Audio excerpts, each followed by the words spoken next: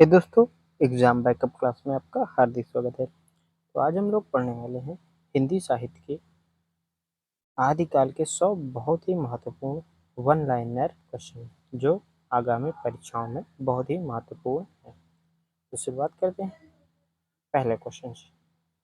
पहला प्रश्न है, आचार्य रामचंद्र शुक्ल ने आदिकाल में देश काव्य में कितनी पुस्तकों की संख्या को माना? यानी कुल कितनी पुस्तकों की संख्या उन्होंने माना है? तो टोटल उन्होंने 8 पुस्तकों की संख्या को माना है। कितनी? 8। बढ़ते हैं आगे की ओर। दूसरा है, जनता की चित्तवृत्ति का संचित प्रतिबिंब ही साहित्य है। यह जो कथन है ये किसका है? ठीक है, तो ये कथन है आचार्य रामचंद्र शुक्ल जी का है। ये शुक्ल जी ने कहा है जनता की चित्तवृत्ति का संचित प्रतिबिंब ही साहित्य है। तो बढ़ते हैं आगे की ओर। क्वेश्चन नंबर 3 हमसे कह रहा है, भाषा सर्वेक्षण के रचयिता हैं। तो कौन है? जॉर्ज ग्रियर्सन भाषा सर्वेक्षण के रचयिता है। बहुत बार इंपॉर्टेंट क्वेश्चन है, कई बार प्रश्न पत्र में पूछा गया है। बढ़ते हैं आगे की ओर। क्वेश्चन नंबर 4 कह रहा है, पृथ्वीराज रासो कितने प्रकार के छंदों में लिखा गया है? यानी पृथ्वीराज रासो जो काव्य है वो कितने प्रकार के छंदों में लिखा गया है? तो यानी 68 प्रकार के छंदों में ये लिखा गया है। अगला क्वेश्चन है, उपदेश रसायन के रचयिता कौन है? तो उपदेश रसायन जो रचना है उसके रचयिता हैं जिनदत्त सूरी। पृथ्वीराज रासो किस कोटि का काव्य है? तो याद रखिएगा, पृथ्वीराज रासो वीर गाथा यानी वीर गाथा है। और है क्या? ये महाकाव्य है। चलिए बढ़ते हैं आगे की ओर। हिंदी साहित्य का आलोचनात्मक इतिहास जो ग्रंथ है ये किसका है? हिंदी साहित्य का आलोचनात्मक इतिहास जो ग्रंथ है वो है राम कुमार वर्मा जी का। बढ़ते हैं आगे की ओर। हिंदी साहित्य में इतिहास लेखन की सबसे विकसित पद्धति कौन सी है? तो इतिहास लेखन की सबसे विकसित पद्धति है विधेयवादी पद्धति। आगे बढ़ते हैं 9वीं की ओर। विद्यापति ने कीर्तिलता को किस संवाद के रूप में लिखा है? तो विद्यापति जी ने कीर्तिलता को किस संवाद के रूप में लिखा है? भृग भृंगी संगार के रूप में लिखा है। रठौड़ा ऋख्यात के रचयिता हैं। ठीक है, रठौड़ा ऋख्यात के जो रचयिता है वो है दयालु दयाश। चलिए बढ़ते हैं क्वेश्चन नंबर 11 की ओर। नाथों में रसायनी कौन है? रसायनी जो नाम है वो कौन किसका है नाथों में? तो नाथों में रसायनी जो है वो नागार्जुन है। कविराज श्यामल दास तथा काशी प्रसाद जायसवाल ने रासों की उत्पत्ति मानी है। किससे मानी है भैया? तो कविराज श्यामल और काशी प्रसाद ने रासों की उत्पत्ति रहस्य से मानी है। ठीक है, चलिए ये अगला क्वेश्चन है, बहुत ही इंपॉर्टेंट क्वेश्चन है। ठीक है, जो बार बार परीक्षा में पूछा गया है। आध्यात्मिक रंग के चश्मे आजकल बहुत सस्ते हो गए हैं। उन्हें चढ़ाकर कुछ लोगों ने गीत गोविंद के पद्यों को आध्यात्मिक संकेत बताया है। वैसे ही विद्यापति के पद्यों को भी। ये जो महत्वपूर्ण पंक्ति है ये किनकी है? तो ये महत्वपूर्ण पंक्ति है आचार्य रामचंद्र शुक्ल जी की है। आगे बढ़ते हैं नेक्स्ट क्वेश्चन की ओर। काफिर बोध काफिर बोध अग्नि पंचअग्नि दयाबोध अष्टचक्र व रास राह, ये जो ग्रंथ हैं किनके हैं? तो ये जो ग्रंथ हैं वो गोरखनाथ जी के हैं। कैमासवध जो रचना है वो पृथ्वीराज रासो का एक खंड है। उक्ति व्यक्ति प्रकरण के रचयिता है दामोदर दास। याद रखिएगा, उक्ति व्यक्ति प्रकरण एक ग्रामर ग्रंथ है। चलिए अगली पंक्ति है, मनोकला ससुभान कला 1600 बने। ये जो पंक्तियां हैं ये हैं चंदर बरदाई की। ठीक है, आगे बढ़ते हैं। चलिए देखते हैं हम लोग। राहुल बेल श्रृंगार परक चंपू काव्य ये जो है वो किसने लिखा है? ये उसके रचयिता कौन है? तो रोडा कवि है। अभ्रंश भाषा के प्रथम कवि किसे माना जाता है? स्वयंभू को माना जाता है। और आगे बढ़ते हैं हम लोग। स्वयं को अभिमान मेरु कहा करते थे। कौन थे जो स्वयं को अभिमान मेरु कहते थे? तो वो थे पुष्पदंत। चलिए, आदिकाल को संधिकाल एवं चारण काल किसने कहा? तो राम कुमार वर्मा ने कहा। और आगे बढ़ते हैं हम लोग। सिद्धों के पदों और दोहों को बौद्धों बौद्ध गान और दोहा नाम से बांग्ला भाषा में प्रकाशित किया किसने? तो पंडित हर प्रसाद शास्त्री ने। किरान उस सादीन ये जो रचना है वो किसकी है? अमीर खुसरो की है। परीक्षा पुरुष परीक्षा, ये जो संस्कृत की थी है, पुरुष परीक्षा संस्कृत की थी है, ये किसकी है? विद्यापति की है। ठीक है, आगे बढ़ते हैं। रिठ्यूम चरियु, ये थोड़ा सा मिसप्रिंट हो गया, रिठ्यूम चरियु है। ये जो रचना है ये किसकी है? रिठ्यूम चरियु, तो ये है स्वयंभू जी की है। ठीक है, कीर्तिलता की भाषा अवहट है, और कीर्तिलता जो रचना है वो किसकी है? विद्यापति जी की है। भू परिक्रमा के रचयिता भी विद्यापति जी है। जयमंग जस चंद्रिका, जयमंग जस चंद्रिका के मधुकर कवि है, रचनाकार हैं। तीसरे काव्य की रचना हेमचंद ने की थी। कुमार प्रतिपाल बोध किस की रचना है? तो सोमप्रभ सूरी जी की रचना है। गोरखनाथ में किसके योग का सहारा लेकर हठ योग का प्रवर्तन किया गया?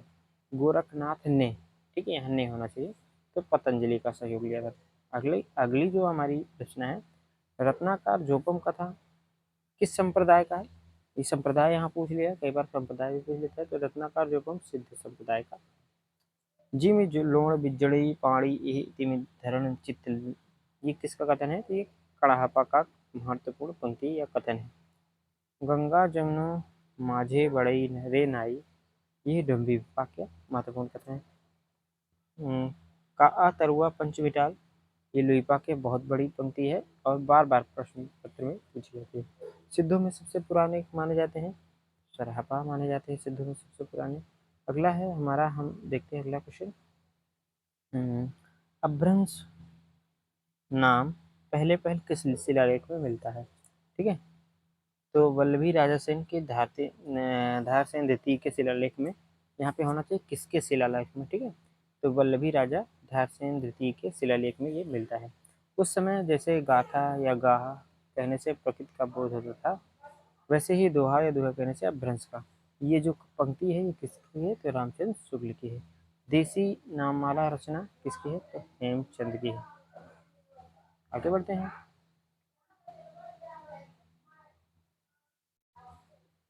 हजारी प्रसाद द्विवेदी, विश्वनाथ प्रसाद ने, चंद्रवैली पांडे ने रासों की उत्पत्ति मानी है। किससे मानी है? रासक से। हर हर प्रसाद शास्त्री ने रासों की उत्पत्ति मानी है राजयश से। आचार्य राम शुक्ल ने रासों की उत्पत्ति किससे मानी है? रसायन से मानी है।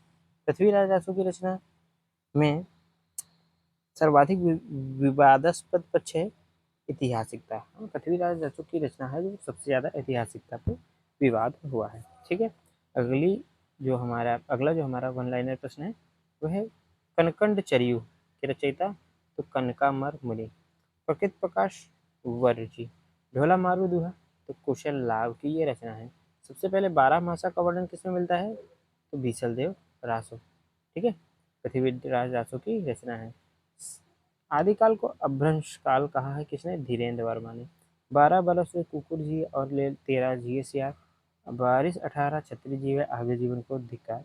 ये जो उक्ति है, यह जो पंक्ति है किनकी है? तो जगनी की है। ठीक है, आदिकाल को भीष्म काल किसने कहा है? तो आदिकाल को भीष्म काल कहा महाबली प्रसाद द्विवेदी जी ने। अब बढ़ते हैं हम लोग आगे की ओर। दोहा कोश किसकी रचना है? तो दोहा कोश भी सरहपा की रचना है। ठीक है, सरहपा जी की रचना है। मैथिल कोकिल विद्यापति को कहा जाता है। रणबल चंद की रचना है श्रीधीर। आलाखंड नाम से कौन सी रचना प्रसिद्ध है? तो परिमाल रासो।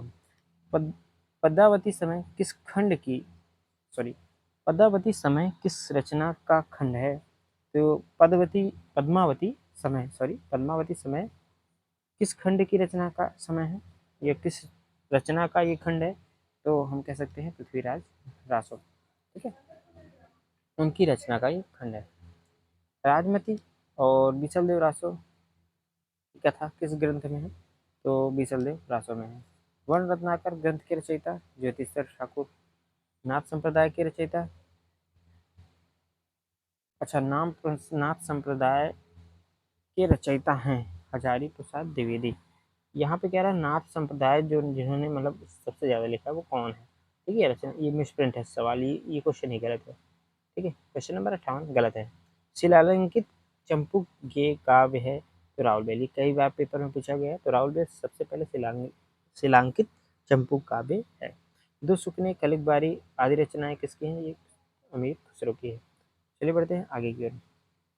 प्राण सकली, सब्दी, नरवे बोध, आत्मबोध, पंचबत्राएं किसकी रचना है? तो ये गोरखनाथ की रचना है। आगे बढ़ते हैं हम लोग 62 नंबर पे। गोरखनाथ की रचनाओं को गोरखबानी नाम से संपादित किया तो पीताम्बर दत्त बड़थवाल ने किया। पुस्तक जल्हण दे हते चल गज्जन नृज काज, ये जो रचना है ये भी जल्हण की है। चंद हिंदी के प्रथम कवि माने जाते हैं, ठीक है, और इनका पृथ्वीराज दासो हिंदी का प्रथम काम महाकाव्य। ये जो कथन है वो किसका है? यह है आचार्य रामचंद्र शुक्ल का है। चलिए बढ़ते हैं आगे की ओर। पृथ्वीराज दासो को डॉक्टर श्याम सुंदर दास, मोहनलाल विष्णु पांड्या, मिश्र बंधु और कर्नाड ये प्रामाणिक मानते हैं, ठीक है। इतने लोग इनको पृथ्वीराज दासो को प्रामाणिक मानते हैं, ठीक है। अब देखिए हजारी प्रसाद, मुनिबिन विजय, सुनीति चटर्जी ये मानते हैं अर्ध प्रामाणिक, ठीक है, पृथ्वीराज दासो को। पृथ्वीराज राजसो में कितने सर्ग हैं? ये समय है तो 69 है, ठीक। आगे बढ़ते हैं। बज्जी गो निशान रान चौहान चहुदिशी, ये जो पंक्ति है वो किसकी है? चंद्र बरदाई की है। संदेश रासक किस प्रकार का काव्य है? तो संदेश रासक खंड काव्य है। संदेश रासक खंड काव्य है। पृथ्वीराज रासो को पूरा किया, पृथ्वीराज रासो को पूरा किया किसने? तो जलहर ने किया था, ठीक है। आगे बढ़ते हैं। परमात्म प्रकाश और योगसार किसकी रचना है? तो जोइंदु की है। परमात्म प्रकाश और योगसार जोइंदु की रचना है। पाहुड़ दोहा मुनिराम सिंह, पाहुड़ दोहा मुनिराम सिंह, याद रखना पाहुड़ दोहा मुनिराम सिंह, कई बार प्रश्न में आ जाता है, पेपर में बहुत बार पूछा गया है। सरापात सरोवरज राहुल भद्र आदि नामों से कौन जाना जाता है? तो सरापात सरोवरज राहुल भद्र ये सब नाम सरहपा के ही है। अक्षराधिकोष डोम्बिकी डोम्बी गीतिका योगचार्य ये रचना डोम्बिपा की है। चवकाचार दवाब सा प्रयास लघु नयचक्र और दर्शन ग्रंथ ये रचनाएं हैं देवसेन की, ठीक है। चलिए बढ़ते हैं आगे की ओर।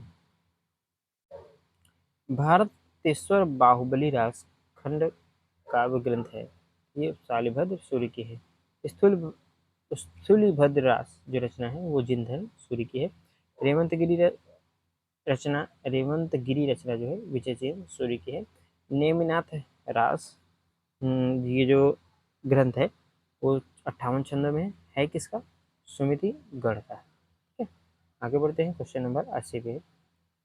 नाथ संप्रदाय को अवधूत संप्रदाय योग संप्रदाय कहा जाता है और किसने कहा है? तो हजारी प्रसाद द्विवेदी ने कहा है। 81 में क्या है? डॉक्टर हजारी प्रसाद द्विवेदी द्वारा किस रचना में हिंदी साहित्य को अखिल भारतीय साहित्य से संबंध करने का प्रयास हुआ? हजारी प्रसाद द्विवेदी द्वारा किस रचना में हिंदी साहित्य को अखिल भारतीय साहित्य से जोड़ने का प्रयास किया गया है? तो वह हिंदी साहित्य की भूमिका। चलिए बढ़ते हैं आगे की ओर। आधुनिक हिंदी साहित्य का विकास तो किसके द्वारा लिखे थे? तो डॉक्टर कृष्णलाल।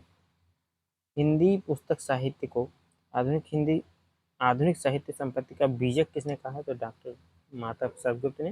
हिंदी साहित्य और संवेदना का विकास बहुत बार प्रश्न पूछा गया, डॉक्टर रामस्वरूप चतुर्वेदी।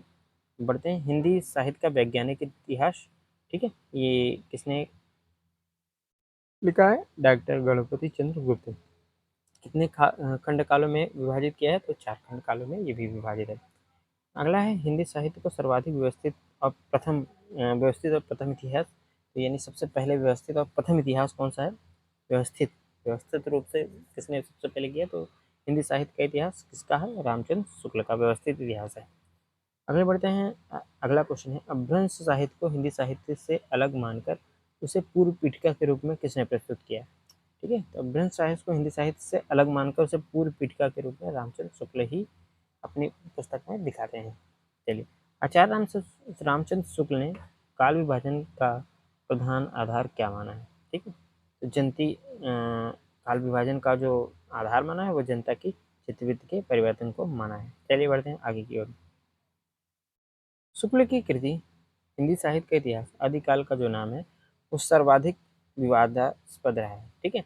यानी शुक्ल ने क्या कहा है? तो शुक्ल ने नाम दिया है इसका वीरगाथा काल। हिंदी के मुसलमान कवि नामक पुस्तक के लेखक हैं Ganga Prasad Singh.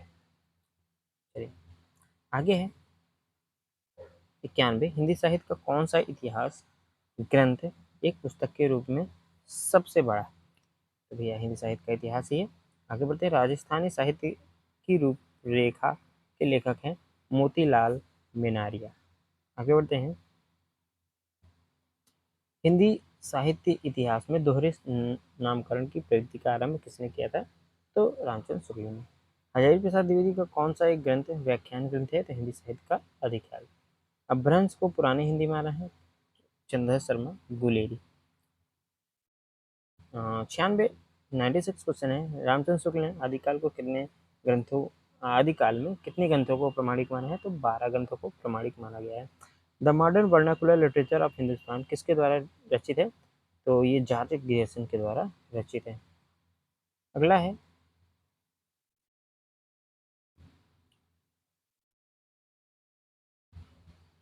The modern vernacular literature of Hindustan सन 1888 में एशियाटिक सोसाइटी ऑफ बंगाल की पत्रिका के रूप में प्रकाशित हुआ। ठीक है, कब हुआ था? 1888 में। ठीक है, किसने इसको लिखा था? तो जॉर्ज ग्रियर्सन। चलिए आगे बढ़ते हैं, हिंदी साहित्य के इतिहास में काल विभाजन का सर्वप्रथम प्रयास ही किसने किया था? किसने प्रयास किया था काल विभाजन का? तो वो है जॉर्ज ग्रियर्सन जी। ठीक है, कहाँ के थे? फ्रांस के थे। तज़किरा ई सुरई हिंदी किसके द्वारा रचित इतिहास ग्रंथ है? तो मौलवी करीमुद्दीन। ठीक है दोस्तों, आदिकाल की ये जो वन लाइनर क्लास आज यहीं पे खत्म होती है। मिलते हैं आपसे अगले वीडियो में, तब तक के लिए जय हिंद जय भारत। और हाँ, यदि कोई कमी रह गई हो तो हो सकता है कभी कभी टाइपिंग में, हिंदी टाइपिंग में कुछ अक्षर इधर उधर हो जाते हैं, जिनकी वजह से कुछ गलतियाँ आपकी ओर से, मेरी ओर से जो भी हुई है, उसके लिए मैं क्षमा मांगता हूँ।